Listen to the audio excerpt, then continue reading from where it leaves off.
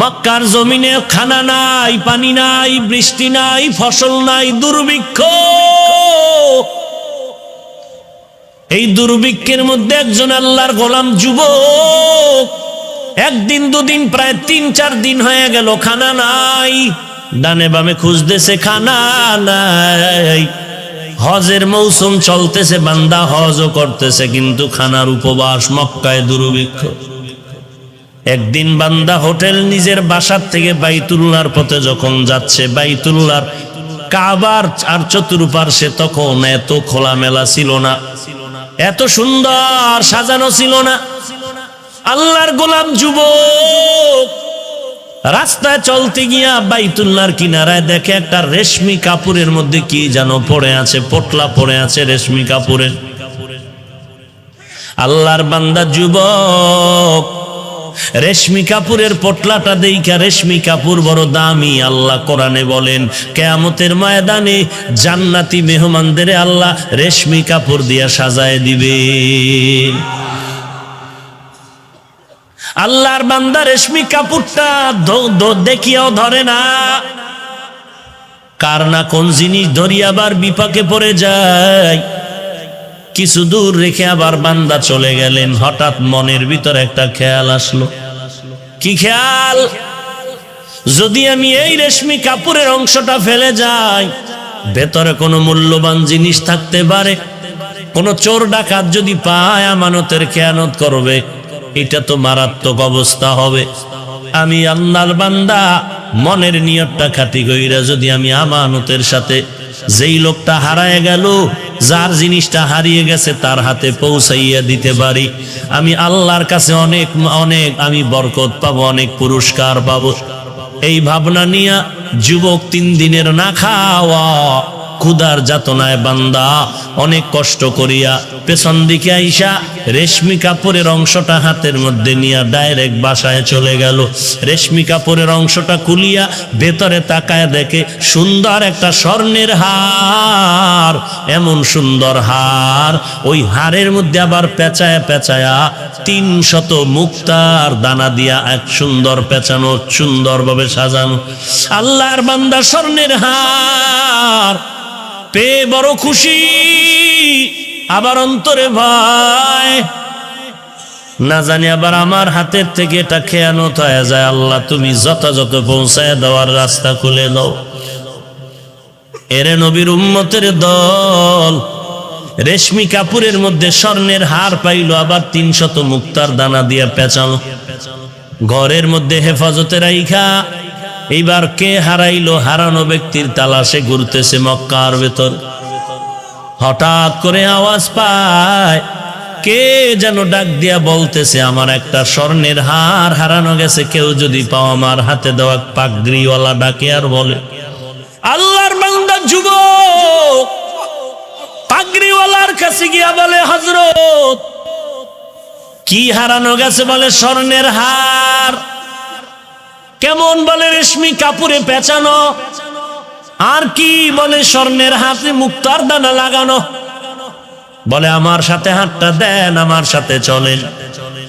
বুজুর্গ পাগড়িওয়ালাকে নিয়ে নিজের বাসায় চলে গেলেন, স্বর্ণের হার রেশমি কাপড় সহ তার হাতে দিলেন। কয় দিনের না খাওয়া?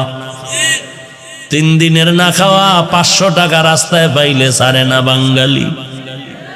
এত বড় দামি বয়ানে আইসাও আর একজনের মোবাইল চুরি করিয়া মুসলমান বাড়ি যায়। ওই যুবক 3 দিনের উপবাস। ওই পাগড়িওয়ালা বলেছিল যে আমার হারানো হাতটা ফিরায় দিবি, তাকে আমি 100 টাকা দান করে দিব হাদিয়া। যুবক মালটা তার হাতে আমানত দিয়ে এবার বিদায় নেয়। এখন বুজুর্গ বলে হাদিয়া নেও। বলে আমি এখন এর বিনিময়ে হাদিয়া নিব না, আমি চাই আমার আল্লাহ দিবে। বলে হাদিয়া নেও। বলে না, হাদিয়া হিসাবে এই মুহূর্তে নিব না। 3 দিনের না খাওয়া, হাদিয়া দেওয়া সুন্নত, নেওয়া সুন্নত। তারপরও যুবক নিলেন না। তাকওয়া কার ভয়? हर के दारत खौफे हक दर दिल मदम जन्नतुल मअवा देहद उरा मकाम। बुजुर्गरे हातটা দিয়ে চলে গেল। পাগড়িওয়ালা বুজুর্গর দিলে বড় আফসোস, এমন একটা সৎ ছেলে কে যে আমাদের হার ফিরায় দিল, হাদিয়াও নিল না। যুবক বাইতুল্লাহর কিনারায় বইয়া মন ভরে তার জন্য দোয়া করলেন। শেষ হয়ে গেল। যুবক কাফেলা নিয়ে বাড়িতে রওয়ানা। বিমান নাই, রকেট নাই, তখন তো স্টিমার, নদীপথে সফর। নদীপথে সফরে রওয়ানা। আল্লাহর কঠিন পরীক্ষা। নদীর ভেতরে যাওয়ার পরে তুফান শুরু হয়ে গেল। তুফানের এক পর্যায়ে স্টিমার পানির নিচে চলে গেল, ডুবে গেল। ওই আল্লাহর গোলাম তাকওয়াওয়ালা যুবক ওই স্টিমারের একটা বয়া ধরে হাত ধরে রাখলো। আল্লাহ পাক নদীর পানিকে হুকুম দিলেন, আমার বান্দাটারে কিনারায় পৌঁছায় দাও। 3 দিনের না খাওয়া বান্দা আল্লাহর গোলাম যুবক পানিতে ভাসতে ভাসতে জংলার কিনারায় চলে গেল। নদীর ওপার উইঠা তাকায় দেখে চতুর্দিকে জঙ্গল, রাস্তা নাই, চলার মতো অচেনা পথ। আল্লাহর বান্দা তাকওয়ার মানদণ্ডে আল্লাহর ভয় নিয়ে রাস্তায় হাঁটে আর আল্লাহর নামের জিকির করে, আল্লাহর জিকির করে। আল্লাহ বলেন ফাজকুরুনি আযকুরুকুম। যেই বান্দা আমার জিকির করে আমিও তার স্মরণ করি, যে আমাকে ভুলে না আমি আল্লাহ তাকে ভুলি না।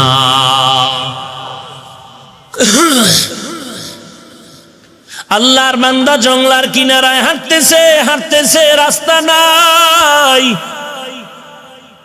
কিছু দূর গিয়া দেখে জংলার মাঝখান দিয়ে একটা সরু পথ। যুবক আল্লাহর গোলাম ওই পথ দিয়ে হাঁটতেছে, দেখি কোথায় যাইতে পারি, অচেনা পথে চলতেছে।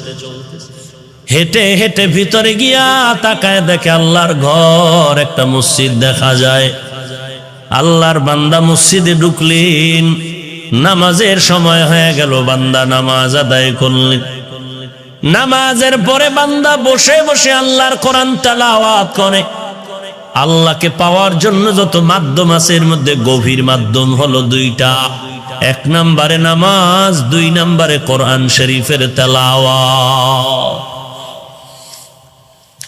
আজকে মুসলমানের মধ্যে নামাজের দুর্বলতা, তেলাওয়াত তো নাই। আপনার কি আমার তো তেলাওয়াত নাই। রমজান চলে যায়, একটা খতম দিতে কষ্ট হয়, পুরাটা বছরে কোরআন খতমের কোনো চিন্তাই করি না। কোরআন তেলাওয়াত মানি কালামুল্লাহ। আয়নাটা খুললে যেমন নিজের চেহারা দেখা যায়, আল্লাহর কোরআনটা খুললে আমার আল্লাহকে দেখা যায়। কোথায় গেল কোরআনের আওয়াজ? আল্লাহর কোরআনের আওয়াজ উজানির কারি ইব্রাহিম সাহেব দিয়েছেন। বাইতুল্লাহর কিনারায় কোরআন পড়তেছেন। মক্কার মানুষ পাগল হয়ে গেল। পাগল হয়ে বলে, ইব্রাহিম আমাদের এলাকায় থাকো, তোমাকে আমাদের মেয়ে বিয়া দিয়ে দিও।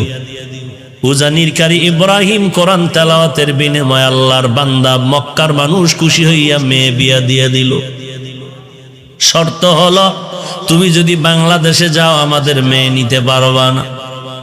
রশিদ আহমদ গাঙ্গুহি চিঠি লিখলেন, ইব্রাহিম যা বাংলায় গিয়া কালেমার খেদমত করো। যখন রওনা দিবেন ডাক দিয়া কয়, বিবি তোমার সাথে শর্ত দিয়েছিল তোমার গার্ডিয়ান দেশে যেতে পারবা না, তুমি কি করবা? বলে আমিও যাব। নোয়াখালীতে বাবায় টাকার বালিশ বানাইয়া ঘুমায়। কারি ইব্রাহিম উজানির কারি বড় আলেম, বাবা টাকায় লাথি মাইরা দেওবন্দ চলে গেলেন, ভারতে চলে গেলেন কালেমার এলেম শিখার জন্য। রশিদ আহমদের চিঠি পাইয়া উজানির জমিনে আসলেন। চাঁদপুর জেলা কচুয়া থানার অন্তর্গত উজানি। হিন্দুদের মালিকানায় জমিন ছিল, লম্বা বিশাল জঙ্গল খরিদ করলেন। খরিদ করার পরে ওই জমিন সাফ, জঙ্গল সাফ করার জন্য ভেতরে ঢুকলেন। ঢুকিয়া দেখে একটা গম্বুজের নিচে বসে একটা বাঘ তার বাচ্চারে দুগ্ধ পান করায়। ওই গম্বুজটা এখনো আছে। যারা উজানি গেছেন, যারা যান নাই, উজানির মসজিদ বিশাল বড় মসজিদের দক্ষিণ আর পশ্চিম কর্নারে ওই গম্বুজটা এখনো আছে। যেই গম্বুজের নিচে বাঘ তার বাচ্চাটারে দুধ পান করাইতেছিল। উজানির কারি সাহেব ডাক দিয়া কয়, বাঘ, বনি আদম এখানে থাকার জন্য আসছে, তুমি তোমার অন্য জায়গায় চলে যাও। কারি ইব্রাহিম কথা বলতে দেরি হয়, বাঘ তার বাচ্চা কাঁধে নিয়ে দৌড় দিতে আর দেরি করে না। আউলিয়ারা কারে অকবা এখতিয়ার, জাহেলারা কারে দুনিয়া এখতিয়ার। এ হলো আল্লাহওয়ালা, এরা হলো আল্লাহর খাঁটি গোলাম। কেমন গোলাম? উজানির কারি সাহেব চরমনে আসছেন, সৈয়দ ইসহাক রহমাতুল্লাহ আলাইহির আমন্ত্রণে আসলেন, খানা টানা খাওয়াইলেন। কারি ইব্রাহিম ডাক দিয়ে কয়, রে ইসহাক বাবা, কে দিয়ে খানা খেয়ে খাওয়াইলি? বলে, গোশত, বিরিয়ানি, কোরমা। কারি ইব্রাহিম বলে, আস্তাগফিরুল্লাহ, এত ভালো খানা আমাকে তুই কেন দিলি? আমার নফস তো খুশি হয়ে গেল, এত ভালো খানা তো আমি নফসেরে দেই না। হুজুর, আপনি খাইলেন, টের পান নাই? বলে, এটা বুঝার কায়দা নাই। ওরে আল্লাহওয়ালারা দেখতেছো, ওদিকে তাকায় আছে, মনে হয় যেন কি দেখতেছি। আশরাফ আলী থানভী রহমাতুল্লাহ আলাই মুসল্লিদের নিয়ে, ভক্তদের নিয়ে রাস্তা দিয়ে হাঁটতেছেন। হঠাৎ করে রাস্তার কিনারায় দেখে সুন্দরী মেয়েরা কলস ভরে ভরে পানি নেয়, পাত্রে পানি নেয়। হঠাৎ একটা নজর দিলেন আশরাফ আলী থানভী, এক নজরে তাকায় আছেন, মনে হয় যেন মেয়েদের দিকে কি খারাপ দৃষ্টিতে তাকাইছেন। ভক্তরা কিছু বলে না, বেয়াদবি হয়ে যাবে। খানে কায়েমদা দিয়ে যাওয়ার পরে হযরতের কাছে প্রশ্ন করলেন, হযরত, আপনি মেয়েদের দিকে তাকাইলেন কেন, একটু জানতে মনে হয় জানতে চাই। আশরাফ আলী থানভী হাকিমুল উম্মত বলে, যাও তোমরা ওই এলাকা একটা ঘুরি দিয়া খবর নিয়ে আসো। তারপরে ঘুরি খবর নিয়ে দেখে ওই বাড়ির মধ্যে কান্নার আওয়াজ, ওই মেয়েটা এখন আর জমিনে জিন্দা নাই। আশরাফ আলী থানভী কয়, রে ভাই, আমি নজর করে দেখলাম ওর উপরে কেমন যেন পরকালের বাহিনী, পরকালে আজরাইলের আক্রমণ, আজরাইলের আনাগোনা আমার অনুভব হইল। এই জন্য আমি দেখলাম যে হায়াত তো বেশিক্ষণ নাই। এটা বান্দার তবেই ব্যাপার না, এর নাম হলো কারামত। এটা আল্লাহওয়ালাদেরকে আল্লাহ দান করেন তাকওয়া যদি থাকে। এই জন্য ইয়া আইয়ুহাল্লাযীনা আমানু ইন তাত্তাকুল্লাহ ইয়াজআল লাকুম ফুরকানা, যারা আল্লাহর মহব্বতে তাকওয়া নিয়ে চলবে, আল্লাহ বলেন আমি তাদের একটা স্পেশাল পাওয়ার দেই। ওই পাওয়ারের নাম হলো ফুরকান। ফুরকানের অর্থ কি? হুয়া নূরুম মিন ইলাহি, আল্লাহর পক্ষ থেকে একটা নূর। এটা আল্লাহওয়ালাদের দান করেন যারা তাকওয়ার উপরে চলে। ওই নূর দ্বারা বান্দা কি করবে? মা ফুররিকা বিহি বাইনাল হাক্কি ওয়াল বাতিল, ওই নূরের আলো দিয়ে আল্লাহর ওলি হক আর বাতিল নির্ণয় করে হকের পথে আগায় যাবে। এটা আল্লাহওয়ালা যারা তারা পেয়ে যায়। ওরে বান্দা, এটা তো আল্লাহ আশরাফ আলী থানভীকে দান করেছিলেন, এটা তো কারি ইব্রাহিমরা পেয়েছে, এটা চরমনাইয়ের সৈয়দ ইসহাক, সৈয়দ ফজলুল করিম পেয়েছে। মেয়েটা রাজি হয়ে গেল, একজন কোরআনওয়ালা খতিব ইমাম আমার স্বামী হয়ে যাবে। বিয়ার তারিখ হয়ে গেল, বিবাহ হলো আজকে বাসর রাত। খতিব সাহেব আজকে বাসর ঘরে যাবেন। আগের খতিবের মেয়ে তার স্ত্রী হতে চলছে।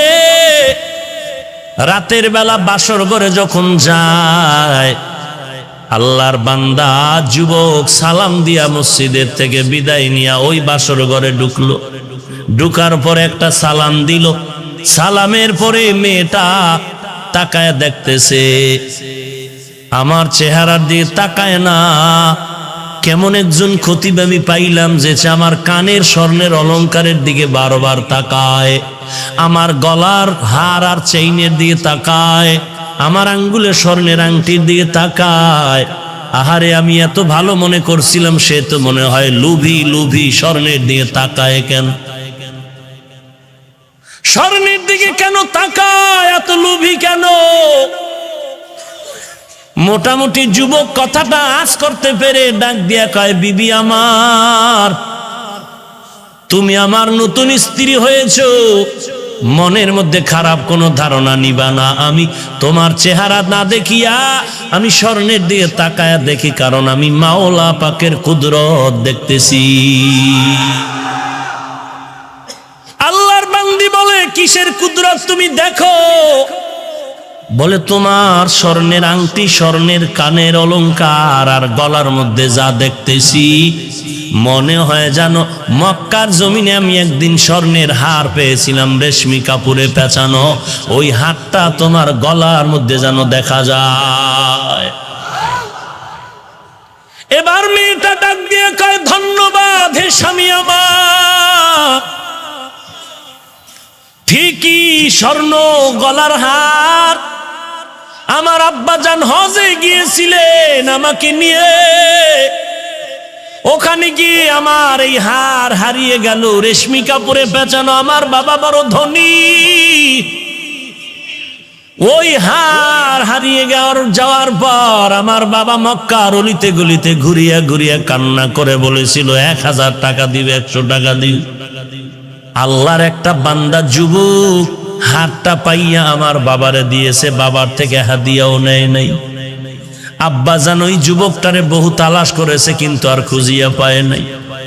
কয়েক মাস আগে আমার বাবা ইন্তেকাল হয়ে যায়, এই সময় আমার হাতটা ধরে বাবায় কান্না করে বলেছিল, এরে মা, তোর মতো একটা দিনদার স্ত্রী, একজন মেয়ে আমানত আমি কার হাতে রেখে যাব পাইলাম না। তবে আমার দিলের তামান্না, ওই মক্কার ওই যুবকটারে যদি পাইতাম, আমি তোরে তার হাতে আমানত দিয়ে দিত। ওই মক্কার ওই আমানতওয়ালা যুবকরা যদি পাইতাম, তোর মতো বান্দিটারে আমি তার হাতে তুলে দিয়ে যাইতাম। আমি ওই যুবকের পাইলাম না, যে আমার হাতটা পাই আমার হাতে দিয়েছে, হাদিয়াও নেই নাই। আমার বাবা আমার হাতটা ধরিয়া কান্না করে দোয়া করিয়া মরিয়া গেছে। আমি ওই দিন থেকে মাওলার দরবারে সিজদায় পড়ে কান্না করেছি, রে মালিক, আমার বাবার মনের আশাটা পুরাইয়া দাও, ওই যুবকের মিলাইয়া দাও, ওই আমানতওয়ালা যুবকের চাই। আজ মনে হয় যেন আমার দোয়া বাবার আশা কবুল হয়েছে। তোমার হারানো হার দিয়ে তুমি হাদিয়া নাও নাই, তুমি বলেছিলে আমার মাওলা আমারে হাদিয়া দিবেন। আজকে আমার মাওলা তোমার উপরে খুশি, শুধু আজকে হার তোমাকে দেয় নাই, বরং হারওয়ালা বান্দিকেও তোমাকে হাদিয়া দিয়েছে। या इलाही तू मेरा माबूद है, या इलाही तू मेरा माशूक है, या इलाही मुझसे मुझको दूर कर, ताकि देखो मुझ में तुझको एक नजर। এরে আমার পর্দার আড়ালের মা ও বোনেরা, মাওলার দরবারে চোখের পানি ছেড়ে কাঁদো। বাড়িওয়ালা টাকাওয়ালা দেইখা পাগল হইও না রে বোন। টাকা পাইবা, বাড়ি পাইবা, যদি শান্তি না পাও জীবনটার কোনো দাম নাই। এরে আল্লাহর বান্দিরা, আমার মাওলার কাছে বলো, মালিক, দুনিয়াতে তুমি আমার এমন একটা স্বামী দিও, অন্তত কোরআনওয়ালা যেন থাকে, দিনদার হয়, চরিত্রটা যেন ভালো হয়। ও ভোলা এলাকার যুবক ভাই, আল্লাহর দরবারে চোখের পানি ছেড়ে কান্দ করো, আল্লাহর কাছে মাপ চাও, আর বলো, আল্লাহ, এমন একটা মেয়ে তুমি আমার স্ত্রী বানায় দিও, কিছু পাই আর না পাই, অন্তত যেন কোরআনওয়ালা পাই। কারণ যেই মহিলা কোরআনওয়ালা হবে তার সন্তানও জমিনের আদর্শওয়ালা হবে, গাছ ভালো হলে ফল ভালো হবে। এরে যুবক আল্লাহর গোলাম, আল্লাহর দরবারে তওবা করে কান্না করো। জীবনে কোনো মেয়ের চরিত্রে আঘাত করবি না, যদি করো তোর কপালটা পুড়ে যাবে, তোর জিন্দেগি ধ্বংস হয়ে যাবে। জীবনে নেশাগ্রস্ত হইও না, নেশার পেছনে পড়িও না রে বাবা। আজকে একটা যুবক আল্লাহর বান্দা, আপনাদের ভোলা এলাকার দামি সবাই নাম বললে চিনবে, সাংবাদিকতা করতো আল্লাহর বান্দা। আজকে চোখের পানি ছেড়ে দোয়া চাইলেন, অ্যাক্সিডেন্ট হয়ে পাও একটা অনষ্ট হওয়ার পথে চলে গেল। আমাকে আগের ছবিগুলো দেখাইলো আর বলল, হুজুর আমি অল টাইম পিস্তল নিয়ে চলতাম। বলার মধ্যে আমার সামনে একটা চোখ তুলে কথা বলার কেউ ছিল না, কিন্তু আপনার বয়ান শোনার পর আমি এমনভাবে মজবুত হয়ে গেছি, আমি প্রতিদিন নামাজ পড়ি রাতের বেলায়, অসুস্থ অবস্থায় নামাজ ছাড়ি না। এরে নবীর উম্মতের দল, এরে যুবক আল্লাহর গোলাম, আজকে এত বয়ান আল্লাহওয়ালার চলে, আর পরও কেন নামাজ পড়ো না রে যুবক? আজকে আমি টুপি ফালাই না, শীতের মধ্যেও নামাজ বাদ দেই না, কারণ তুমি বলো টুপি মাথায় দিলে গরম হয়, মাথা তোমার থেকে কম বুঝি না। দাড়িটা রাখলে যৌবনের ভাব চলে যায়, তোমার থেকে কম বুঝি না। এরপরও কেন টুপি ফালাই না, দাড়ি ফালাই না, নামাজ ছাড়ি না? একমাত্র কারণ আল্লাহর কোরআন সত্য, নবীর কথা সত্য। গুনাহগার হয়ে কবরে গেলে কবরের আযাব সত্য হয়ে যাবে। জমিন থেকে 9,30,00,000 মাইল উপরে সূর্য রাতের বেলা নাই, এত ঠান্ডার মধ্যে এত গরম লাগে, এত ঘাম। আল্লাহর নবী বলেন, দুনিয়ার ঘরে আগুন লাগলে যেমন পানি ছাড়া ঠান্ডা করা যায় না, এই দুনিয়ার গরম থেকে জাহান্নামের আগুনের গরম আরো কঠিন। ওরে আল্লাহর নবী বলেন, গুনাহগারেরা যদি গুনাহ নিয়ে কবরে যাও, ওই কবরের মধ্যে দুই পার্শ্বের মাটির চাপ, একটা নয় দুইটা নয় 70 থেকে 99টা সাপের কামড়। এরে নবীর উম্মত সাহাবায়ে কেরাম শুধু কবরের চিন্তায় কান্না, খানা নাই, ঘুম নাই। এরে যুবক আল্লাহর গোলাম, হাতের মধ্যে একটা বেতের বাড়ি দিলে সহ্য করা যায় না, গুনাহ নিয়ে কবরে গেলে মাটির চাপ কেমনে সহ্য করবা? আল্লাহর দরবারে তওবা করো হে মালিক। এই ময়দানে ডানে বামে তাকায় দেখো, তোমার মতো কত যুবক দাড়িওয়ালা 5 ওয়াক্ত নামাজি, তুমি কেন পারবা না? তোমার মতো যুবক ব্যবসা করে নামাজ ছাড়ে না, তুমি কেন পারবা না? তোমার মতো যুবক ড্রাইভারি করে নামাজ ছাড়ে না, তুমি কেন পারবা না? আল্লাহর কাছে তওবা করো, চোখের পানি ছেড়ে কান্না করো, আল্লাহ গুনাহ নিয়ে কবরে যাব না, তোমার দরবারে আমি তওবার দরজায় ফিরে আসলাম, তুমি আমাকে মাফ করে দাও। জীবনে আর নামাজ ছাড়বো না, জাহান্নামের আগুন সহ্য করতে পারবো না। আজকে থেকে ধোকায় পরে যত গুনাহ করছি তওবা কর দরজায় ফিরে আসলাম, আর জীবনে গুনাহ করব না, নামাজ ছাড়বো না, মা বাবাকে কষ্ট দিব না, আলেম ওলামাদের বিরোধিতা করব না, আর কোনোদিন দেশের বিরুদ্ধে জাতির বিরুদ্ধে ষড়যন্ত্র করব না, আর কোনোদিন নবীর সুন্নতের বাহিরে চলবো না। জীবনে টুপি আর ছাড়বা না, নামাজ ছাড়বা না। ওরে আমি টুপিদারির কারণে তো আমাদের সম্মান কমে নাই। তুমিও বাজার করো, আমিও বাজার করি, তুমিও 3 বেলা খাও, আমিও 3 বেলা খাই, তুমিও বিয়া শাদী করেছো, আমিও করেছি। ওরে বাবা বলো, টুপিদারির কারণে তো আমরা নিচে পড়িয়া যাই নাই, বরং সর্বোচ্চ সম্মানে আল্লাহ রেখেছেন। তবে তওবা করো, আল্লাহর কাছে চোখের পানি ছেড়ে কান্না করো। কান্না যদি না থাকে আল্লাহকে বলো, আল্লাহ কান্নাওয়ালা চক্ষু দাও। এক ফোঁটা চোখের পানি যদি তোমার চোখ থেকে বের হয়ে যায়, মদিনার নবী বলেন, গাভীর ওলান থেকে দুধ বের করে ভেতরে যেমন ঢুকানো সম্ভব না, কান্নাওয়ালা বান্দাকে জাহান্নামে দেওয়াও সম্ভব না। এখানে আপনারা বসছেন বয়ানে, ঘর পর্যন্ত যাওয়ার গ্যারান্টি কারো হাতের মধ্যে নাই। অতএব তওবা করো, আল্লাহ আর গুনাহ করব না, নামাজ ছাড়বো না রে মালিক। আজকে থেকে খাঁটি মনে তওবা করে নিলাম, গলায় ছুরি আসলে মরে যাব, আর কোনোদিন গুনাহের পথে যাব না, আর কোনোদিন অসামাজিক কাজ করব না, আর কোনোদিন নেশাগ্রস্তের লাইনে চলবো না। তওবা করার যদি খাঁটি নিয়ত থাকে, অন্তরে যদি কোনো ভেজাল না থাকে, মুনাফিকি না থাকে, খাঁটি তওবার নিয়তে দুটো হাত আমার আল্লাহকে দেখায় দাও। আয় আল্লাহ, সবার হাত আপনি কবুল করে নেন, আমাদের তওবা কবুল করে নেন। আয় আল্লাহ, তওবার উপরে মজবুত হয়ে চলার তৌফিক দান করেন, ঈমান ও আমল মজবুত করে দেন, নবীজির